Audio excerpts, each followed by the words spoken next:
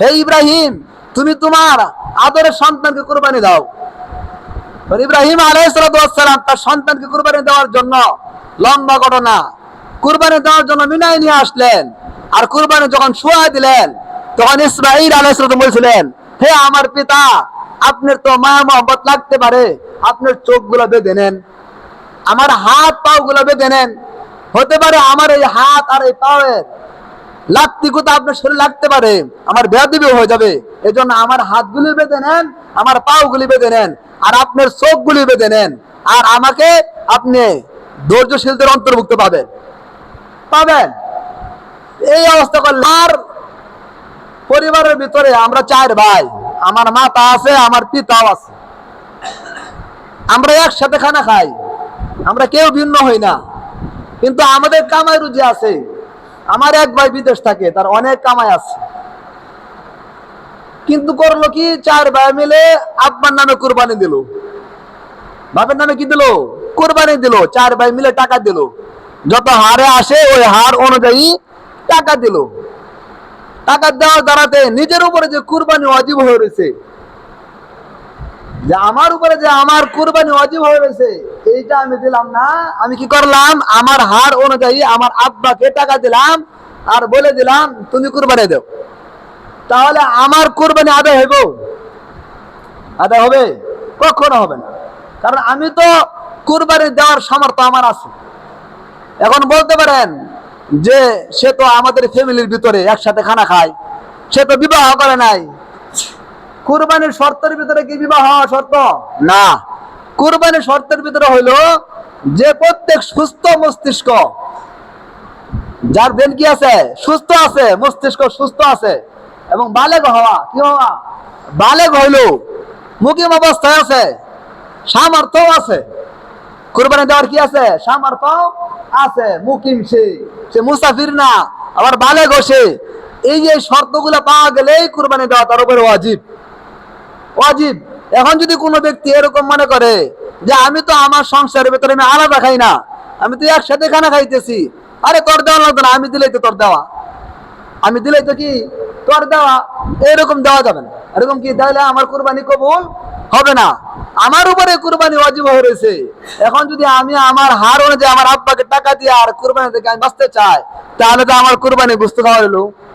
আমাকে জিজ্ঞাসা করলে যদি বলে কি ভাই কুরবানি খাওয়া দিয়েছি, ঠিক হাওয়া দিছি, এই কথা কোনা যেতে নেই, এই কথা কোনা, কি বলে যে আমি কুরবানি দিছি, কেমনে বলে, ওই যে আব্বাকে টাকা দিছে এই কথা বলে না, কিন্তু বলে কি আমি কুরবানি দিছি। তাহলে আমাদের সমাজ থেকে যারা এরকম ভাবে কুরবানি দেয়, তাদের ঈদের নামাজ না পড়া উচিত। ঈদের নামাজ কি না পড়া উচিত, কারণ তার কুরবানি তো হয় নাই, তার আবার ঈদের নামাজ কে, ঈদের নামাজ কিসের, সে তো নিজেকে বাঁচায় নিল। অথচ হাদিসের ভিতরে স্পষ্ট কথা আছে, যদি 9 তারিখ থেকে নিয়ে 13 তারিখ পর্যন্ত এই 3 দিন, বাকি দিনগুলোতে তার সামর্থ্য ছিল না, এই 3 দিনের ভিতরে যদি সে বালেগ হয়, সে যদি মুকিম থাকে, সে যদি সুস্থ মস্তিষ্ক থাকে, সে যদি সামর্থ্যবান হয়, এই 3 দিনের ভিতরে যদি সে সামর্থ্যবান হয়, তাহলে তার উপরে কুরবানি দেওয়া কি ওয়াজিব। শুধু এই 3 দিনের ভিতরে পাওয়া গেল, অন্য দিন পাওয়া গেছে না, আগে বালেগ ছিল না, দেখা যায় একদিন বাকি আছে, 9 তারিখ 10 তারিখে বালেগ হয়ে গেছে, তার সামর্থ্য আছে, সে মুকিম আছে, সে সুস্থ মস্তিষ্ক আছে, তার উপরে কুরবানি দেওয়া ওয়াজিব।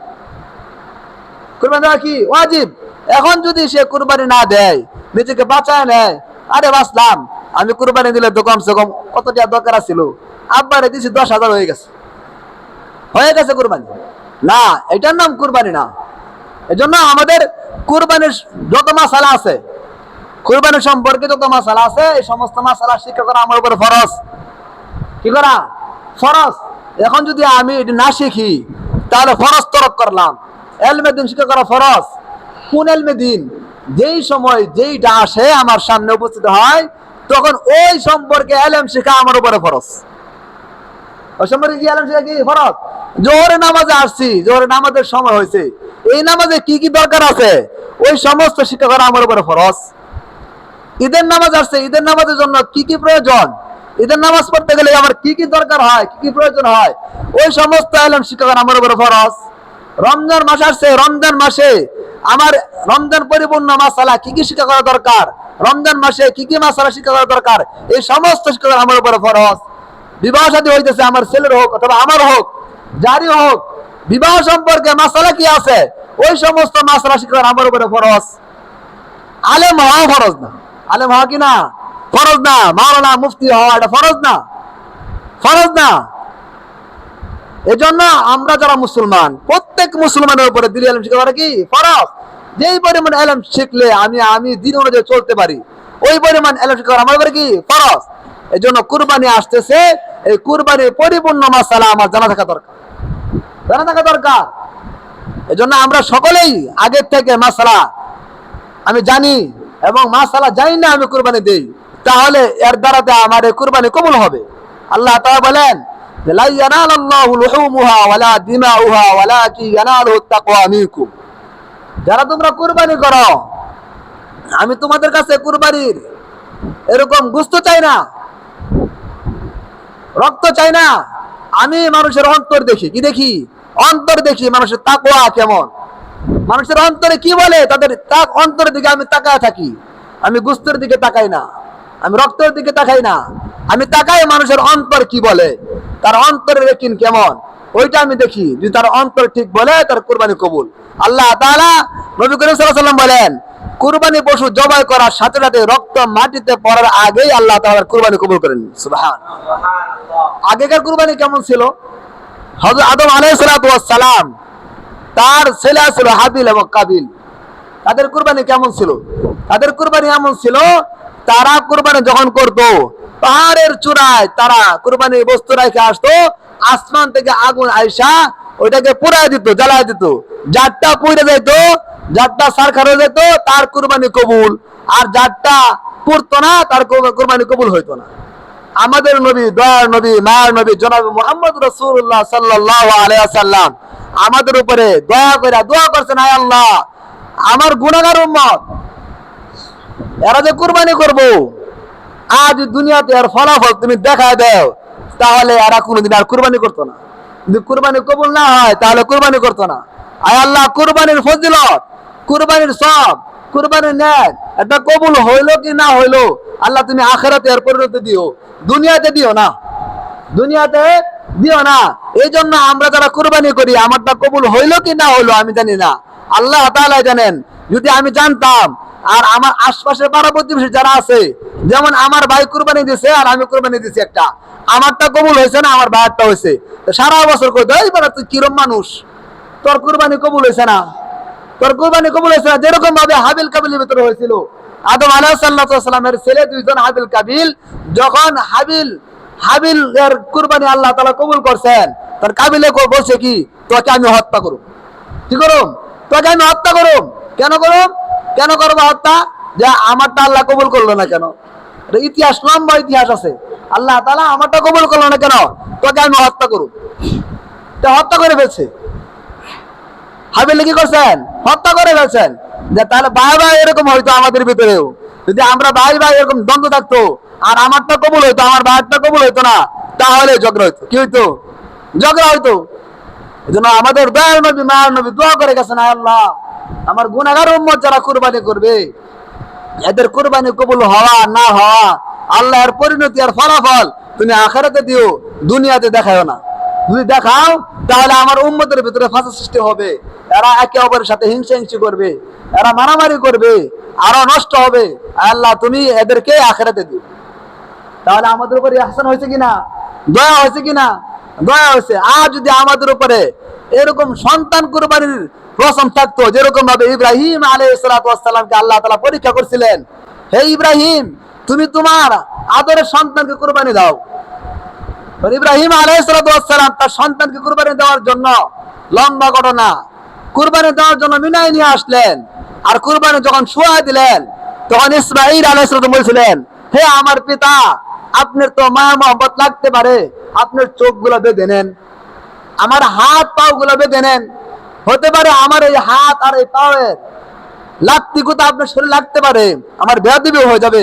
এই জন্য আমার হাতগুলি বেঁধে নেন, আমার পাও গুলি বেঁধে নেন, আর আপনার চোখগুলি বেঁধে নেন, আর আমাকে আপনি ধৈর্যশীলদের অন্তর্ভুক্ত পাবেন পাবেন। এই অবস্থা করলেন, হাত বাঁধলেন, পা বাঁধলেন, এরপরে ইব্রাহিম আলাইহিস সালাম চোখও বাঁধলেন, কুরবানি শুরু করে দিলেন। কি করলেন? শুরু করে দিলেন, আল্লাহু আকবার বলে শুরু করে দিলেন। কিন্তু আল্লাহ তাআলার দয়া, আল্লাহ তাআলার মায়া, আল্লাহ তাআলার কুদরত একমাত্র আল্লাহ তাআলাই জানেন। ওই সময় ফেরেশতারা, সমস্ত ফেরেশতারা কাঁদছিল, আল্লাহু আকবার তাকবীর দিছিল, সমস্ত ফেরেশতা আকাশ পাতাল সব কিছু এরকম ভাবে কাঁদতেছিল। হায় হায়, এ কি! ইব্রাহিম আলাইহিস সালাম তার আদরের সন্তান ইসমাইলকে কুরবানি করতেছে, এটা কি সহ্য করার ব্যাপার? আল্লাহ পাক রব্বুল আলামিন তখন দয়া করে ইব্রাহিম আলাইহিস সালামের কুরবানি, ইসমাইল সালামের কুরবানির বদলতে জান্নাত থেকে জিবরাইলের মাধ্যমে দুম্বা পাঠিয়ে দিলেন। যাও, অতি তাড়াতাড়ি যাও, যায়া তুমি ইসমাইলকে সরাইয়া এর তরবারির নিচে তুমি পশুকে দিয়া দাও। এরকম ভাবে কুরবানি হয়ে গেছে। ইব্রাহিম আলাইহিস সালাম আল্লাহু আকবার বললেন। যে আল্লাহু আকবার, আল্লাহু আকবার এই কথা বলা পরে সমস্ত ফেরেশতারা বলছিলেন লা শারীক, লা ইলাহা ইল্লাল্লাহ আল্লাহু আকবার। এরপরে ইব্রাহিম আলাইহিস সালাম যখন দেখলেন তার সন্তান জবাই হয় নাই, পশু জবাই হয়েছে, তখন বলছে ওয়ালিল্লাহিল হামদ, ওয়ালিল্লাহিল হামদ বলছিলেন। এই তাকবীরে তাশরিক আমরা এখন বলবো, 9 তারিখ থেকে আমরা পড়বো এটা। এজন্য এটা আমাদের উপর ওয়াজিব করা হয়েছে। আল্লাহু আকবার, আল্লাহু আকবার, লা ইলাহা ইল্লাল্লাহ আল্লাহু আকবার, আল্লাহু আকবার ওয়ালিল্লাহিল হামদ। ওই তখন এই কথা বলছিলেন নবী ইব্রাহিম আলাইহিস সালাম বলছিলেন, ফেরেশতারা বলছিলেন, আবার ইব্রাহিম সালাম বলছিলেন। আর ওই তাকবীরে তাশরিক আমাদের উপর কি করা হয়েছে? ওয়াজিব করা হয়েছে। আর যদি এরকম কুরবানি থাকতো তাহলে প্রত্যেকটা পরিবারে প্রথম ছেলেকে কুরবানি করতে হতো। প্রত্যেক বছর কি করা হতো? কুরবানি করা হতো। যদি এরকম প্রত্যেক বছর কুরবানি করা হতো, যার সন্তান 1 জন 2 জন 3 জন, তার হায়াত পাশে 60 বছর অথবা তার 30 বছর হায়াতে জিন্দেগিতে 30টা সন্তান কুরবানি দেওয়া লাগতো।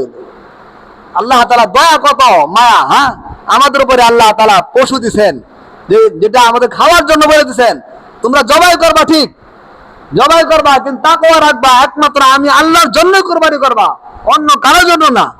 আমি আল্লাহকে রাজি খুশি করার জন্য কুরবানি করবা, গোশত খাওয়ার জন্য না।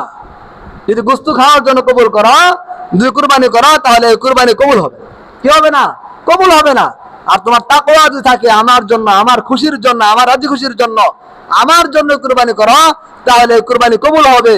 আর এর গোশত তুমি খাও, হালাল করে দিয়েছেন আল্লাহ পাক রব্বুল আলামিন।